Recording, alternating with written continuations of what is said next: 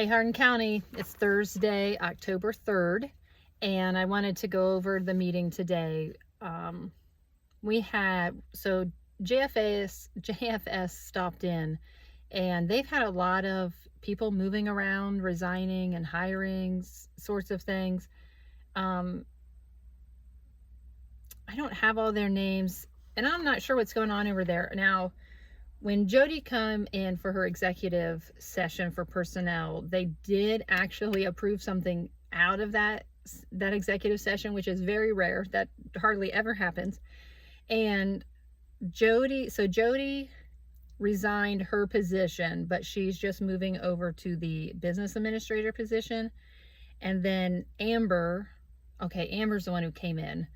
Amber came in, and she, I think, is taking Jody's place. So they got some movement there, and then some people are moving around. So I am not familiar at all with the JFS system, or who's in it and how it's run. So that is a big unknown area for me. In time, I will get to it and know a little bit more. But for right now, they just got a lot of people moving around all the time. They had bills. They did some ditch maintenance. Soil and Water had presented a land preservation sponsorship. Fred said that he didn't feel like they were real enthusiastic for our area, so we aren't buying into that system. Again, an area that I don't know too much about. The sheriff is looking, so they have a little discussion in the beginning about the poundage fee for the sheriff's sales, right? That the sheriff is asking for that money so that they get on the sheriff's sales, and why he can't find it on his budget. And he comes in later and talks about it and gives a little bit more clarity. And essentially, because the commissioners own the buildings, are responsible for maintaining and providing buildings for these community entities, that they collect, the general fund collects fees from these things, right? So you have the license bureau, the sheriff, they have different things that give fees into the general fund, and then those fees kind of build up to pay the maintenance bills of those buildings. There's always a deficit. So the budget item for the sheriff's building is $52,000 a year, but they may only pay fees in, I don't know, let's just say $25,000 a year. So the general fund makes up the difference between their fees and the actual maintenance of the buildings.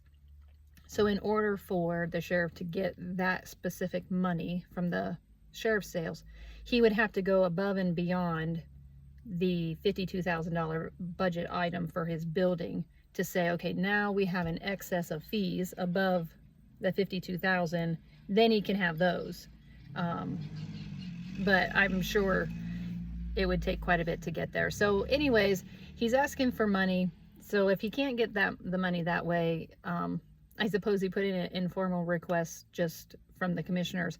He wants to get a cabinet or some storage facility thing for the drones. They've got all these drones, and they want to be able to kind of have a place for them so they can just go and get them and all the equipment. So that's kind of what he's looking for. I don't know if that was like a $19,000 type thing. I don't know.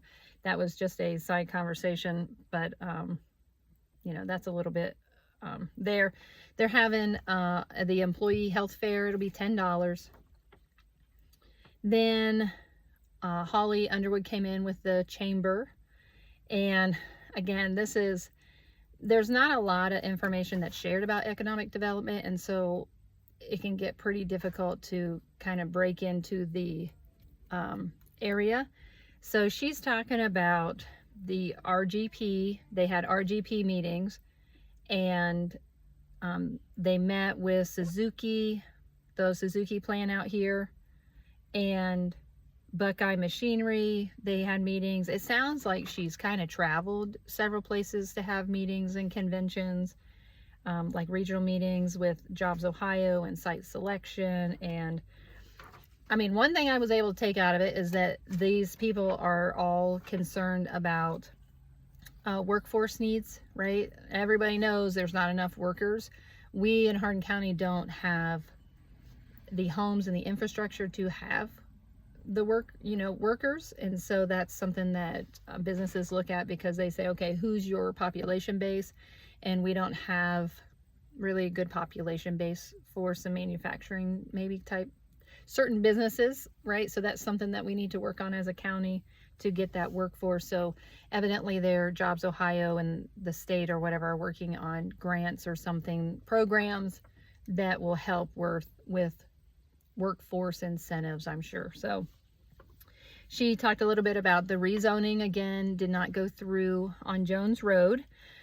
So here's something interesting, right? So I follow bits and pieces here and there, right? And the commissioners had said something, I think it was Tuesday, about Jones Road, and I felt like Roger knew, was like, oh, we have somebody who is interested in that property, right? So everything that I've seen publicly is that we had no interest, we're just doing it on a whim, and hoping, changing it to M2 so that maybe somebody would be interested. I don't know how it all works.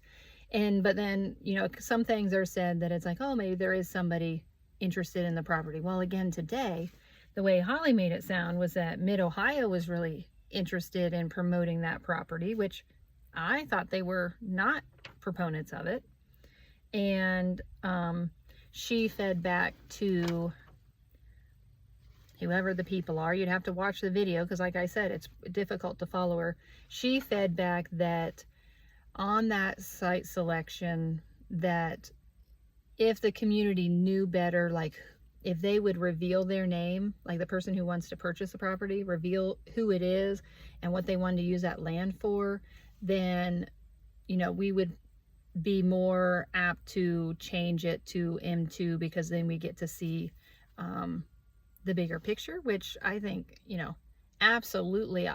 I know there needs to be some anonymity when you're making deals, but I think asking citizens, when something's so close to town and so close to homes, and that it's a concern that when you don't know anything, and then you're told you don't have any idea what's going in there, and there's very little interest, and that it seems like a very big leap of faith that can be very difficult. So absolutely, if there actually is a specific person involved and you can see what that's going to look like, let's try it again. The snaggle, right, is that the commissioners, I think they just signed, was it Tuesday or sometime here really soon? I think they had the paperwork there today. They just signed the new contract with the farmer for another 3 years. So it'll be this year and then 2 years later. And so, if there really was a person interested in that property and they wanted to come forward and say, hey, I would like to reveal some more information so there's more confidence in the program, so that we can get the zoning through, and that zoning could go through, it's 3 processes again, relatively quickly, now is stalled for 3 years. So, that's how the cookie crumbles, I suppose. So whether we would have benefit or not, I think it's still important that we get to see a little bit, of what's going on, because I guess this is what happens if you don't, right? So that was Jones Road. There was another big thing everybody's heard about, kitchens and the rolling loan fund, and how that all situation kind of went sour.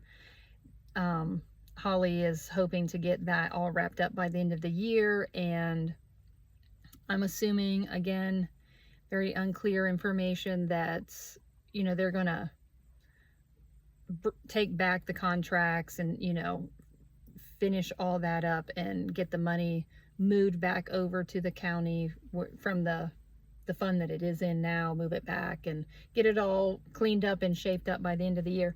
I don't know if that's just for kitchens or if that's for all the rolling loan fund, like if they're getting rid of the fund itself, or just kitchens. So not clear on that one, but hopefully we can put the the recent disaster aside and move on by the end of the year. So they're also talking about Rockwell, that they've done phase 1 of the brownfield chemical kind of cleanup out there. They're working on phase 2.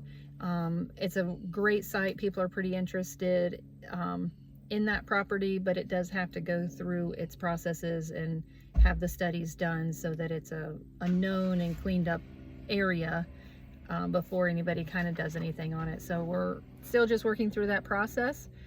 Oh, at some point somebody talked about the steps at the fairgrounds.